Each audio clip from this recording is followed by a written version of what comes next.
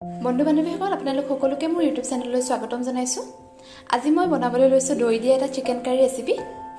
আহক তেনেহ'লে তাৰ বাবে প্ৰয়োজন হোৱা সামগ্ৰীসমূহ এবাৰ চাই লওঁ। দৈ দিয়া চিকেন কাৰী বনাবলৈ এয়া মই লৈছোঁ ব্ৰইলাৰ চিকেন দুজনৰ জোখাৰে। তাক মই একাপ দৈ, এচামুচ ধনিয়া পাউডাৰ, এচামুচ জিৰা পাউডাৰ, এচামুচ চিকেন মছলা পাউডাৰ আৰু এচামুচ কাশ্মীৰ ৰেড চিলি পাউডাৰ দি এঘণ্টাৰ বাবে মেৰিনেট কৰি ৰাখিছিলোঁ।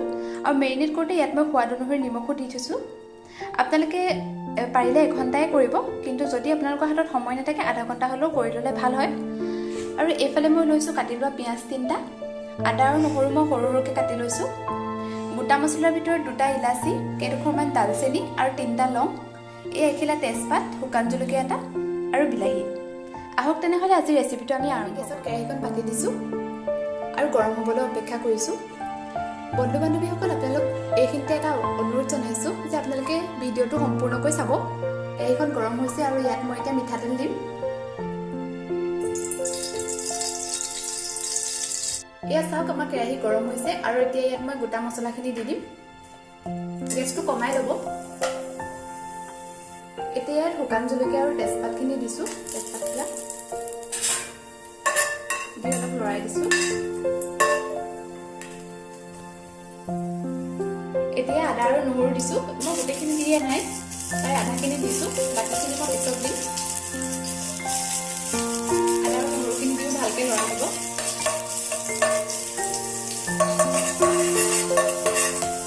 এতিয়া ইয়াত মই পিঁয়াজখিনি দি দিম।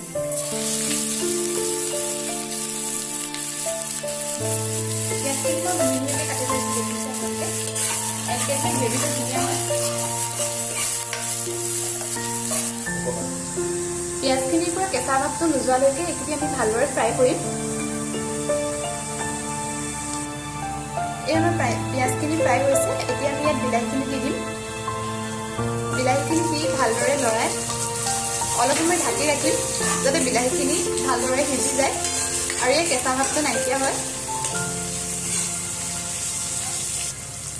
বিলাহীখিনি সিজিবলৈ ইয়াত মই নিমখ দি দিছোঁ, অকণমান দিছোঁ, কাৰণ মই মেৰিনেট কৰোঁতে নিমখ অলপ দিছোঁৱেই। আৰু ইয়াত কেইটামান চেনিও দিছোঁ, কাৰণ ইয়াত মই দৈ আৰু বিলাহী দুয়োটাই দিছোঁ যিহেতু। অকণমান চেনি নিদিলে বেছি টেঙা হৈ যোৱাৰ সম্ভাৱনা থাকে।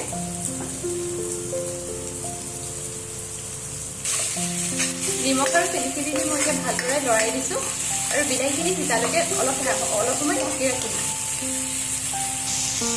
নিমখ আৰু চেনিখিনি দি এতিয়া মই ভালদৰে লৰাই দিছোঁ আৰু বিলাহী আৰু ভালকৈ সিজিবলৈ অলপ সময় কাৰণে ঢাকি ৰাখিম, যাতে তাৰ পৰা তেল ওলাই। বিলাহীখিনি ফ্ৰাই হৈছে আৰু কিনাৰলৈ এটা দেখিছে আপোনালোকে তেল ওলাইছে।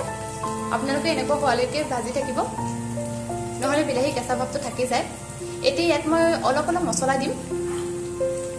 যিহেতু মই মেৰিনেট কৰোঁতে মছলা দিছিলোঁৱে, এতিয়া খুব বেছি পৰিমাণে দিয়া নাই, অলপ দিছোঁ। মছলা সেই আগৰখিনি দিছোঁ, চিকেন মছলা, ধনিয়া পাউডাৰ আৰু কাশ্মীৰ ৰেড চিলি পাউডাৰ। আপোনালোকেও এইভাগেই দিব, দি ভালদৰে লৰাই দিব।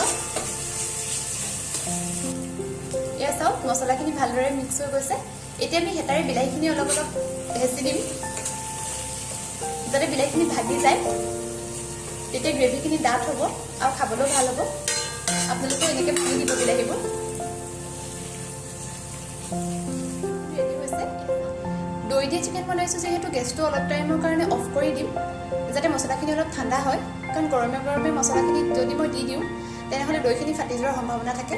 আপোনালোকেও গেছটো অফ কৰি ল'ব। অফ কৰি 2-3 মিনিটৰ পিছতে দৈখিনি দিব, দৈ আৰু চিকেনখিনি।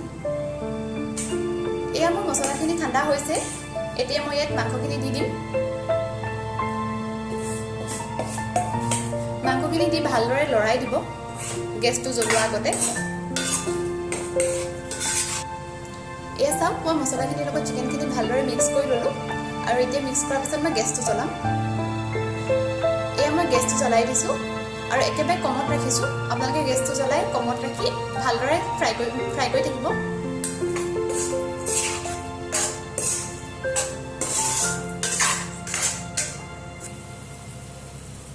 এতিয়া আমি বাকী ৰখা আদা নহৰুখিনি দি দিম।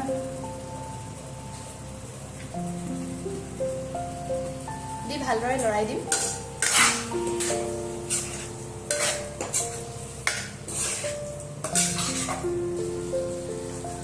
আদা নহৰুখিনি দি আমি ভালদৰে লৰাই এতিয়া চিকেনখিনি সিজিবলৈ অলপ টাইম ঢাকি থ'ম। আপোনালোকেও ঢাকি ৰাখিব আৰু গেছৰ ফ্লেমটো কমাই ৰাখিব। আমাৰ চিকেনখিনি সিজিছেই।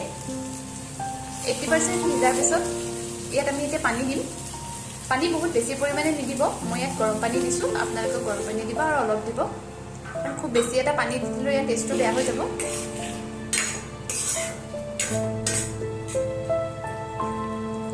পানী দি পেলাই ভালদৰে লৰাই ঢাকি দিব। বন্ধু বান্ধৱীসকল চাওক, ই আমাৰ চিকেন ৰেডি হৈ গৈছে। চাওকচোন ইমান ধুনীয়া হৈছে নহয়নে? এতিয়া মই আপোনালোকক একেবাৰে পৰিৱেশন কৰি দেখাই আছোঁ। আমাৰ চিকেন গ্ৰেভি ৰেডি হৈ গৈছে। আপোনালোকে এনেকৈ গ্ৰেভি বনাই ৰুটি আৰু ভাত দুয়োটাৰ লগতে পৰিৱেশন কৰিব পাৰে। এনেকৈ আপোনালোকে বনাই খাই যাব বুলি আশা ৰাখিলোঁ। আৰু বনাই খাই কেনেকুৱা পালে মোক জনাব। লগতে মোৰ চেনেলটো ছাবস্ক্ৰাইব কৰিব, লাইক কৰিব আৰু কমেণ্ট কৰিবলৈ নাপাহৰিব। ধন্যবাদ।